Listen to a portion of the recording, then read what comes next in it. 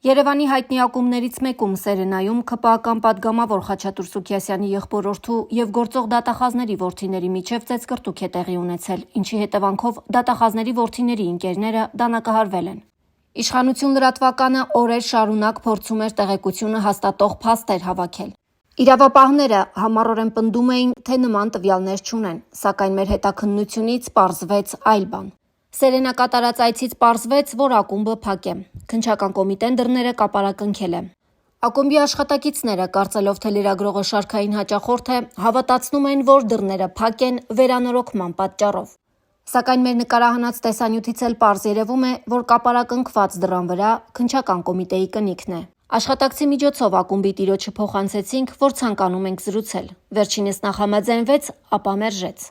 Շարունակելով մեր հետաքննությունը պարզեցինք, որ դանակահարված տղամարդկանցից մեկը չպարզված հանգամանքներում տեղափոխվում է Վաղարշապատի հիվանդանոց։ Նույն օրը հիվանդանոցից ահազանգում են Ներքին գործերի նախարարության ոստիկանության, համայնքային ոստիկանության գլխավոր վարչության կենտրոնական բաժին։ Քննչական կոմիտեից իշխանություն լրատվականի հարցմանն ի պատասխան հայտնեցին, որ դեպքի առթիվ նոյեմբերի 3-ին նախաձեռնվել է քրեական վարույթ խուլիգանության առողջությանը միջին ծանրության վնաս պատճառելու եւ առողջությանը թեթեւ վնաս պատճառելու հատկանիշներով։ Անձանց շրջանակի վերաբերյալ տեղեկատվությունը եւ քննչական կոմիտեն եւ Ներքին գործերի նախարարությունը թաքցնում են։ Ավելին, մեր հետաքննությունը պարզել է, որ ակումբի նկարահանող սարքերի կրիչներն ուղղակի անհետացել են։ Հատկանշականն այն է, որ այս ակումբը հատուկ հսկողություն ունի։ Անվտանգության աշխատակիցները մետաղորսիչ սարքի միջոցով ստուգում են եւ տղամարդկանց, եւ կանանց։